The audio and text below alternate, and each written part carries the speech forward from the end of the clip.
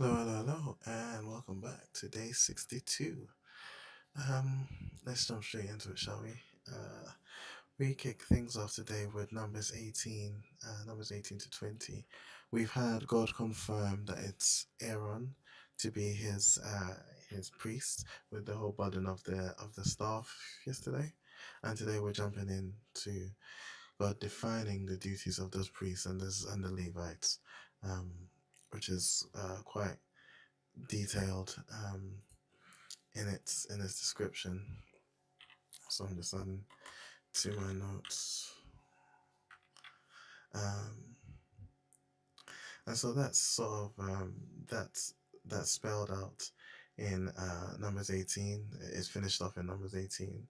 Um, you know, there's they are specifically the only ones allowed to come into the holy place. They have no allotment of land in the land that they're going to inherit. However, God is their allotment, and so they are given all of the best of their offerings. They're given the tithe. They're basically anything that's treated as most holy is for the priest. And it was interesting to me, right? The things that are most holy are for the priest. The offerings that are brought, the tithe, all of those things are for the priest. And the priests have no worldly possessions, as it were. They don't get an allotment of land like everyone else in Israel. The Lord is their allotment. And also of reminiscent to me of their treasure is that which is of the Lord. The holy things of the Lord Himself is their treasure, not the land, not the material stuff. And I thought the same should be true for us. We should be desiring of and have our heart on a treasure that is in heavenly places, a treasure that is God, that is is Him, and not a worldly treasure. The Bible says, the Bible talks about, the New Testament talks about, having earthly treasures that moth and rust can destroy. Um, and that's sort of templated here with the priest. Their treasure was the Lord. Um, I thought that was quite cool. I thought it was quite a cool sort of foreshadowing. Um, but the Levites still have to even bring a tithe of the tithe. They have to give of the gifts that they receive. There is a they're being taken care of, but they still have to honor the one taking care of them.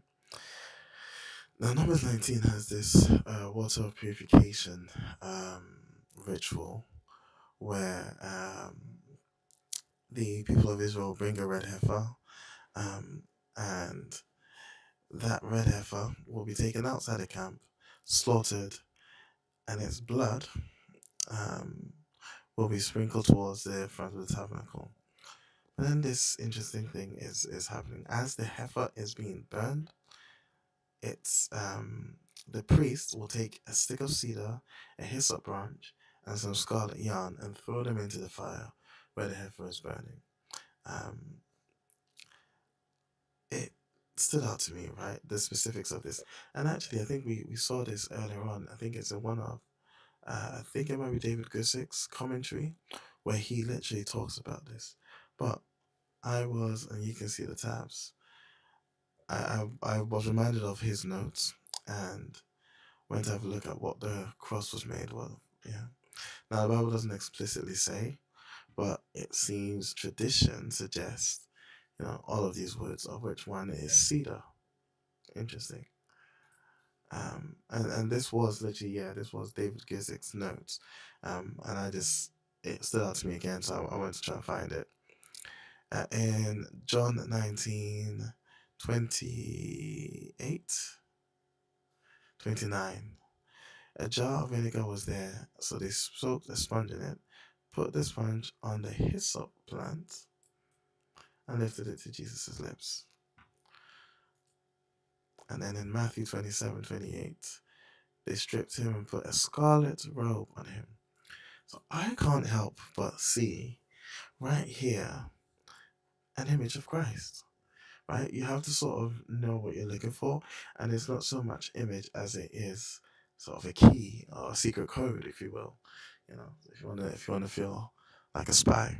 But here we have this red heifer, this animal being burned on behalf of the people, by the way, because it's the people that bring the heifer, and um this whole purification ritual is for the people, right? Afterwards, the water is sprinkled on the people. But it's interesting, right? As the heifer is being burned, as it's being consumed, a stick of cedar, a hyssop branch, and scarlet yarn are thrown in there, right? Whilst the lamb that takes away the sin of man, as John the Baptist describes him, Christ, was being consumed, he was being burnt up by God's judgment, by God's wrath. A stick of cedar, if that's what the cross was made of, was present. A hyssop branch was introduced by one of the guards who lifted some vinegar to Christ. And before they even crucified him, they wrapped him in a robe of scarlet. Like, you can't, once you start seeing stuff like this, you can't make it up. You can't ignore it, you know. I think right here we have an image of Christ that's being presented, or at least a pointing to, you know. Anyway, the priest does this, and the water of purification is used to remove the ceremonies performed for the removal of sin. What was Christ here for? What was his crucifixion? Come on now. Alright. And here we also get like rules on what makes a person's ceremony unclean. Um, it's worth us knowing these, especially because we will see them flouted later on, and it's worth us seeing why, you know, God's response to people sometimes, or God's actions are so appear severe. But that's all. That's all here, and that's pretty much what Numbers 19 is about. And then Numbers 20, an unfortunate thing. They in so they didn't go into the promised land because of the bad reports and their reaction to it, and they are now in the wilderness. But they come to a place where there's no water, and of course they begin to grumble. And I was thinking about it earlier. I don't want to say they are. I don't say it's understand. It's they're not justified in their grumbling, definitely, because God has provided so far. So why not just cry out to Him? Why grumble against Him? Why say, you know, it was better to live in Egypt? You know, why even make that comparison? However, they've just sort of come so close to the promised land by their own folly. You know, they've had to be turned away. But it's like I can almost see the frustration. I can see the frustration. Um, and Moses and Aaron, they go into speak with the Lord, like what we're supposed to do. And I know what God says. He says, as the people watch, speak to the rock over there, and it will pour out its water. You provide enough water from the rock to satisfy the whole community. Remember, this is thousands and thousands of people, tens of thousands of people. Moses did what he was told. He took the staff from the place where it was kept before the Lord, summoned the people. Listen, you rebels, he shouted. Must we bring you water from this rock? That wasn't what God said. Off rip. That wasn't what God said. God said, speak to the rock, and it will pour out its water.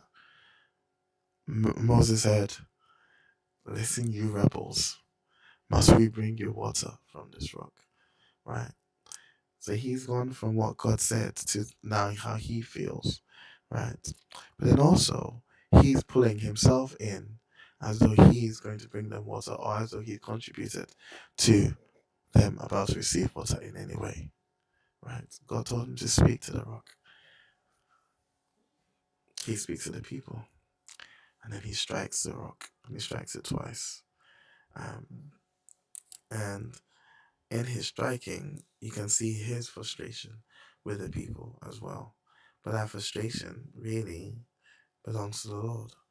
And if he is seen fit to just give them water, why is Moses sort of getting too big for his shoes, as it were?